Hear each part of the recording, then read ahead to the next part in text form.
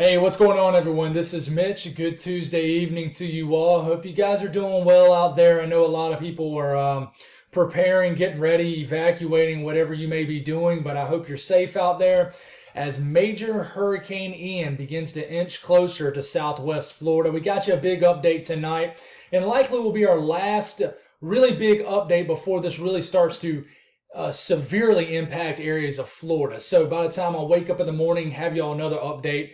I really think the center of this storm will be on the verge of making landfall, at least sometime tomorrow morning into early tomorrow afternoon. But we're going to go over all the latest information. There has been some continued changes today. I think there's a really big possibility outside of Florida that this could get off the eastern coast of Florida and then off the coast of the southeast, potentially could re-strengthen a little bit and make a second landfall somewhere in Georgia and South Carolina. We're going to talk about that. I know a lot of people view from that area because that's where I started with this channel, was in South Carolina. We're going to talk about that. But we're going to obviously give you a big update on Florida first, because that is much more important, because it's in the near term and the impacts are going to be much worse regardless. So what we're going to do is take a look at Ian, what it looks like right now, how it's doing out there, go over all the model information, talk about impacts. And we're going to try to figure this thing out for you guys tonight. So if you guys have not subscribed, certainly consider doing that. Like the video if you like it. Appreciate the heck out of all the support over the last several days as we really have tried to figure out hurricane season so far and trying to figure out what Ian is going to do. Hit me up on Twitter. I can't say that enough, guys. I'm not trying to toot my own horn, but I try to keep you guys updated on the hour, every hour, sometimes multiple times an hour. And I try to pump out as much the best content as possible out there to keep you guys updated. So hit me up on Twitter and Facebook. If you guys got anything that I can pray about, pray over, please put it in the comments below. It gives me an opportunity to pray over. It gives others an opportunity to do so too. Thank y'all. There's been several of y'all that's hit that super thanks button and just donated to my channel, and that all that means so much. It just means the world that y'all are viewing my content and choosing me to get fed information. But anyways, here we go. National Hurricane Center, per the 5 p.m. update, guys, it's a 120 mile per hour storm, weakened somewhat. And I think right now it's undergoing what we call an eye wall replacement cycle. So it pretty much is what it sounds like. It's the eye wall is kind of not collapsing, but the outer eye wall kind of turns into the inner outer wall. This caused a brief period of weakening sometimes, or just kind of maintain strength. I'll show you that here in a second. But right now, 120 mile per hour hurricane forecast to now make landfall as a major hurricane in and around the Sarasota area, just south near Cape Coral. The middle of the storm is now not forecast to go right into Tampa, but I cannot reiterate this enough. You guys are still going to get substantial impacts. Forecast to still be a hurricane by 2 a.m. Thursday, 2 p.m. Thursday. Maybe a low-end hurricane, strong tropical storm in and around the Orlando area, which, by the way, even Orlando in the middle of the peninsula of Florida has hurricane warnings. But look at this. Look out the cone. And now the center of the storm is possibly going to get back off the coast of the southeast. You got tropical storm watches almost all the way up to Myrtle Beach now, and I have a strong feeling that they will get extended up to Myrtle Beach. Forecast to still be a tropical storm by 2 p.m. Friday. By the way, my plan is to chase South Carolina here locally. If you watch my little video I made earlier this afternoon, that is my chase. I'm not going to Florida. I'm sticking to my home state, maybe going as far south as Savannah, and going to try to intercept the tornado threat one, the flooding threat, and then maybe the second landfall somewhere down here. But anyways, it's not all about me. Here you go. Watches and warnings. Don't really pay attention to Alabama and Mississippi right now. They have what we call red flag warnings, is because it's basically very dry there. But anyways, hurricane warnings, and this different color of red right here, these darker colors of red right here is tropical storm warnings, but you still got hurricane watches in this also. It's just not showing up because it's being kind of overlapped by these warnings, and basically overlap by all the warnings in general. Tropical storm watches up for all these lighter shades of red. This extends all the way up to Charleston, just north of Charleston, guys. It includes Savannah. So this is a high-impact event. It's not just going to hit Florida and head out. This is now looking like a high-impact event, potentially for Georgia and the Carolinas also. Let's take another look at this and what this looks like. First off, let's look at radar scope. This is it actually right now. You see these tornado warnings? Guys, this is what I mentioned about this morning. The northeast eastern quadrant of any tropical cyclone has a tornado threat. You have a big-time spin. The kinematics are maxed out. Kinematics meaning basically the spin, the wind energy, and the atmosphere needed for a tornado threat. And this is, I'm not saying it's maximized, but it's there. So a lot of times you'll get water spouts. This has a tornado warning. This does. And this is as of 6:47 p.m., by the way. So not going to be current by the time a lot of you watch this video. But here it is. Here's a broader look. The center of the storm is literally right here. It's going to be moving like this, I would say. Might move a little bit further south, maybe a little bit further north. But somewhere in this area right here, I reckon it's going to make landfall. And I think it's going to potentially do it late tomorrow morning, give or take a few hours. Sometime in the morning to early afternoon period tomorrow, it's going to hit Florida. And now forecast to go right over Florida now. It was forecast to just kind of scrape Florida like this or like this up here. Let's see if we can zone out a little bit. But was forecast to just kind of scrape it, but now forecast to go right over it. And we zoomed out way too much. It was going to do this maybe. Now like that. So that's a big difference. So let's take a look at right now. 120 mile per hour storm. Sometime tonight, it's forecast to strengthen again to 130 mile per hour storm and maintain category 4 status, which is 130 mile per hour storm, all the way through tomorrow afternoon and potentially make landfall as a 3 or 4 category hurricane, guys. And then it's going to substantially weaken quickly, just like any interaction with land does. But this is a pretty wild gradient as far as cloud cover, guys. This is stretching all the way up to where I live here in Columbia. It's wild. I can actually walk outside right now and visibly see the cloud cutoff. It goes from clear skies to high level clouds. It's wild. But anyways, forecast to still be a strong tropical storm crossing near or around the Orlando area. But look how it goes back out into the ocean very briefly. But it goes and maintains tropical storm status, potentially makes another landfall in Georgia or South Carolina. You're about to see some very interesting model guidance, so get ready. But take a look at this thing. Like I said, it's undergoing an eye wall replacement cycle. So you see how the center of the storm kind of gets bothered? There's big time convection. What happens with this is the storm weakens, but the wind field widens. So when it's done doing this, it'll undergo another period of intensification before it ultimately heads into this area of Florida up here. But when this happens, basically the inner eye wall collapses and then the outer eye wall kind of comes and becomes the new inner eye wall. This happens with any hurricane, even when it's in a prime condition, that just happens. Nothing's really affecting it to weaken it. It's just doing it to itself. It's just like almost like a living creature out here. It's breathing and just trying to kind of bring out with the new and back in with the out with the old and in with the new, if that makes any sense. But let's take a look at some model guidance. I can tell you the European, the GFS, all model guidance has continued to tick east over the last 36 to 48 hours. And I'm going to tell you this ahead of time. If this ends up verifying where this gets out back off the coast of the southeast, one, it's going to be a problem. But two, you got to tip your cap to the icon. The icon showed this, has been showing it the longest. But we'll see what happens. We'll see if we maybe have a trend back west overnight, because that certainly can happen. But take a look here. Makes landfall sometime Wednesday p.m. sometime as a category 3, maybe 4 hurricane. Let's hope it's as weak as possible. Makes landfall, crosses over Florida. Some models almost had this moving east-northeast over Florida. More east than north is what I'm trying to say. Keeps it going, brings intense rainfall. And I know you guys are wondering in Tampa. I'm going to talk about impacts here in a second, so stick with me. But look at this. Gets it off the coast of eastern Florida, over the southeast. And what I want you to watch here is look at this number. It's a 992, maybe tropical storm, still a weak hurricane. Watch how this number drops to a 991, then drops to a 988. Remember, each time that millibar drops, it's a sign of a strengthening system. So there's been some questions on, hey, if this gets off the coast of the southeast, is it actually going to potentially strengthen? Well, let me tell you, the more east it goes, the closer it gets to what we call the Gulf Stream, which is a body of very warm water.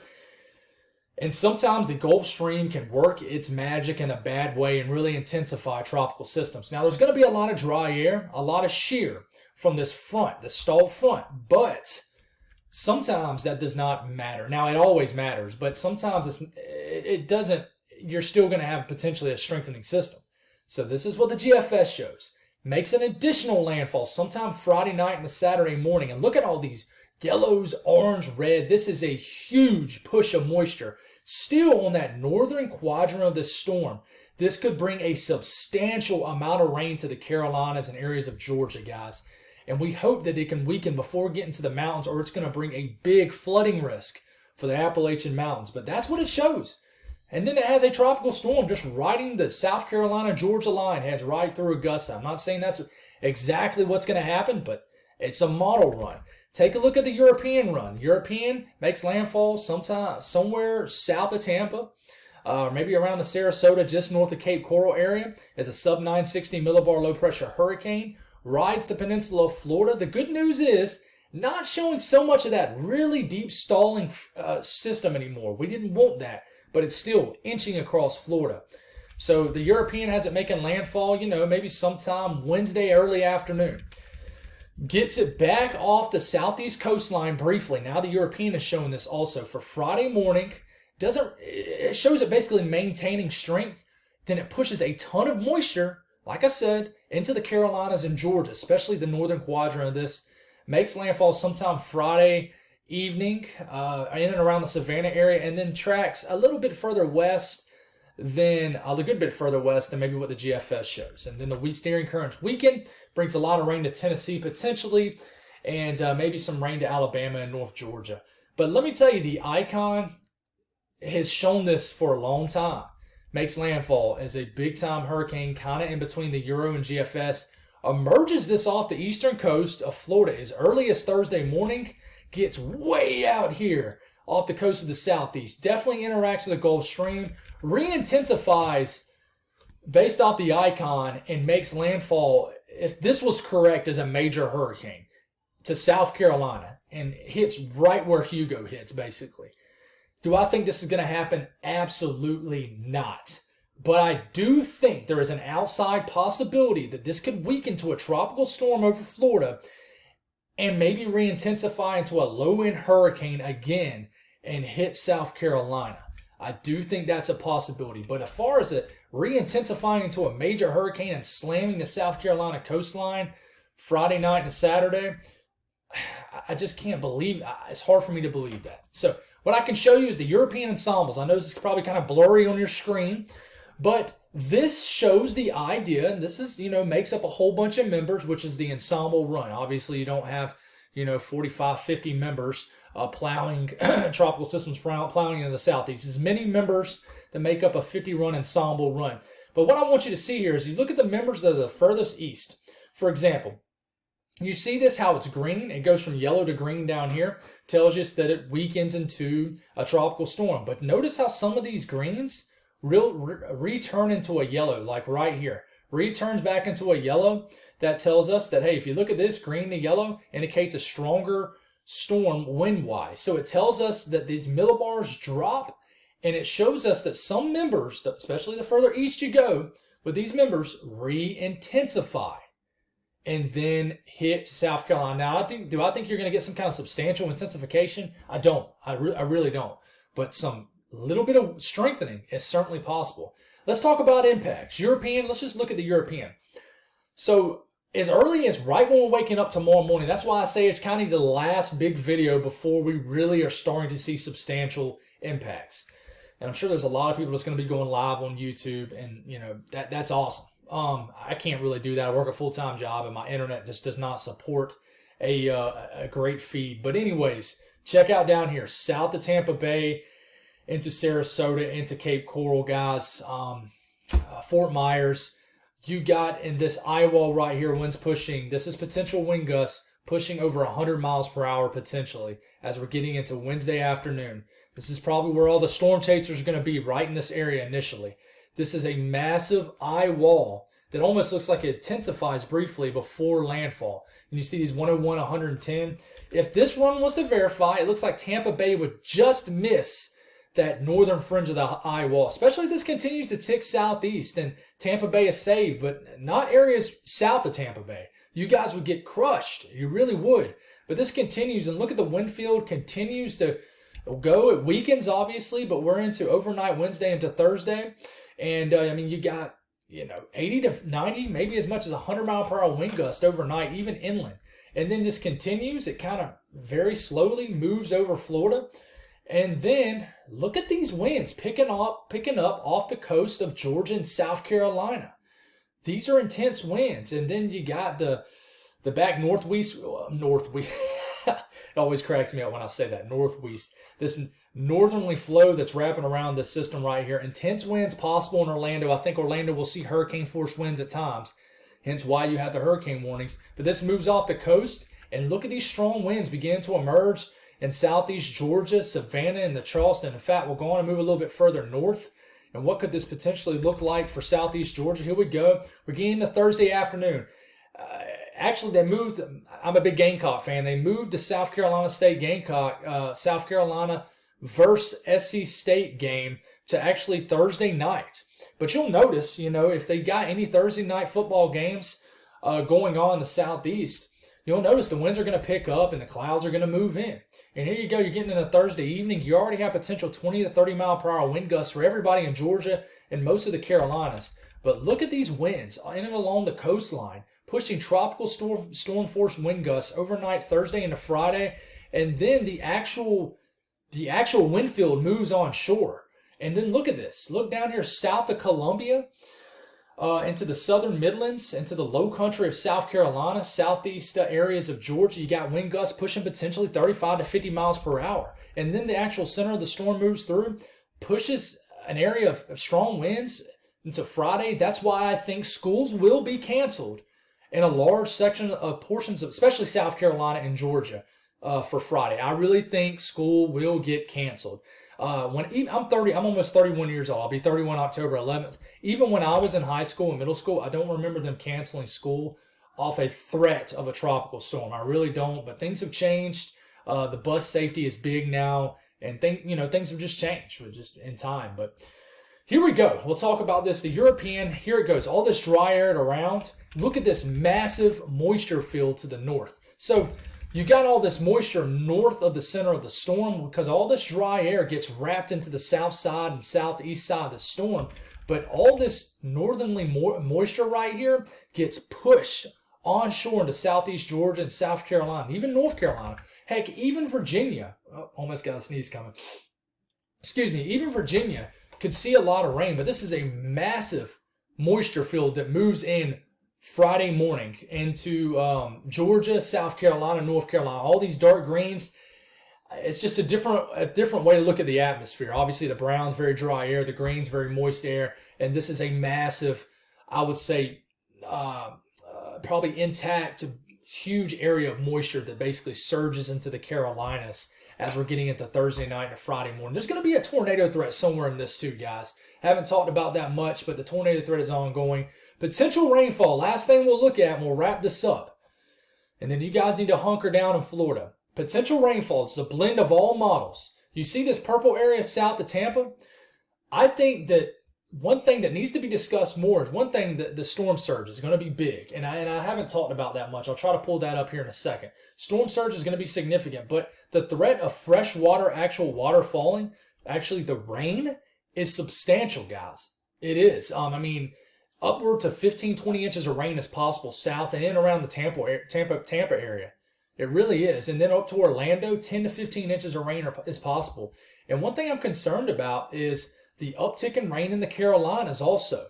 I made a post earlier and it only showed, for example, 3 to 4 inches in Columbia. Now it's showing 5 to 6 inches in Columbia. Same as Charlotte. And look, you're starting to get these 10-inch readings starting to creep into the coastal regions of South Carolina. And even Atlanta, a lot of rain potentially could fall in areas of eastern Tennessee, southeast Kentucky, southern West Virginia, all of Virginia, the Delmarva area. Huge moisture feed moves in. So, one thing I didn't talk about, guys, is the storm surge. And I should have had this pulled up in the beginning of the video. But the storm surge possibilities have increased. They've decreased for Tampa Bay. Only 4 to 6 feet of storm surge predicted. They have increased basically from Tampa Bay down through Sarasota. And these areas are basically southwest Florida right here. I'm brain farting all the beaches in this area. Y'all continue to nicely correct me if I butcher any names. I know y'all shorten St. Petersburg to St. Pete. I actually have family members in that area, so I should know that a little bit better. They're very hardy people, and they're actually deciding to stay. They're pretty well inland into Tampa Bay, so they're thinking they're going to be okay. And of course, I'm praying that everybody's going to be okay. One thing that you've noticed that has increased is the eastern side. 4 to 6 feet of storm surge possible in certain coastal areas of Georgia. 2 to feet of storm surge potentially all the way up into the Charleston area. So this is a big threat, guys. But I think a lot of rain could fall. That's all I got, guys. I hope you guys truly stay safe tonight. I really do, genuinely. And I'm definitely praying for you guys. I've been praying for you guys a few times throughout the day. And we'll pray for you guys tonight, and we'll continue to pray for y'all. I believe that prayer is powerful. And just be safe down here. The talk is, it's been a slow hurricane season, right? But it only takes one storm, and this is likely to be that one storm of the 2022 hurricane season, unless we have some freak October, and that's possible. But just stay safe down there. Praying for you guys, hoping for the best. Hunker down and get ready. God bless.